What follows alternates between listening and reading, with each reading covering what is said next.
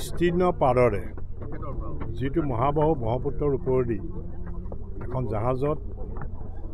ভাৰত চৰকাৰৰ যি শ্বিপিং যিটো বিভাগ আছে তেওঁলোকৰ সহযোগত তত্বাৱধানত ডিব্ৰুগড়ৰ পৰা যাত্ৰা আৰম্ভ হৈছে আৰু সদিয়াতে যাত্ৰা সামৰণি পৰিব আৰু আজি আমি তেজপুৰৰ দেৱীসিং ঘাটত ইয়াত আজি এই জাহাজখনে উপস্থিত হৈছে আৰু এই জাহাজৰ ওপৰতে বিভিন্ন আমাৰ সংগীত শিল্পীসকলে ভূপেন্দ্ৰৰ যি সৃষ্টিত আজি তেখেতৰ যিটো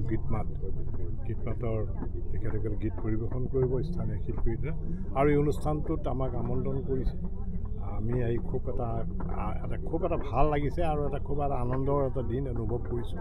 আৰু যিহেতু আপোনালোকে গম পায় যে অহা 14 তাৰিখৰ দিনা ভাৰতবৰ্ষৰ যশস্বী প্ৰধানমন্ত্ৰী নৰেন্দ্ৰ মোদী ডাঙৰীয়াই চৰকাৰীভাৱে যিটো আমাৰ অনুষ্ঠান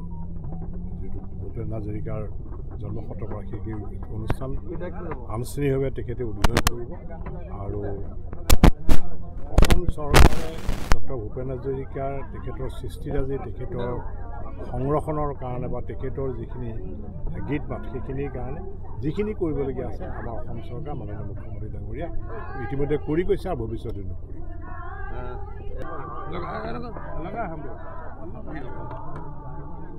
বিস্তীৰ্ণ পাৰৰে অসংখ্য জনৰে হাহাকাৰ শুনিও নিশব্দে নীৰৱে বুঢ়ালুইত বোৱা কিয় গীত পৰিৱেশন কৰা হ'ব নৃত্য পৰিৱেশন কৰা হ'ব আমি উপভোগ কৰিব পাম কেন্দ্ৰীয় মন্ত্ৰী সৰ্বানন্দ সোণোৱাল ডাঙৰীয়াৰ উদ্যোগত বিস্তীৰ্ণ পাৰৰে নামাকৰণে এখন জাহাজ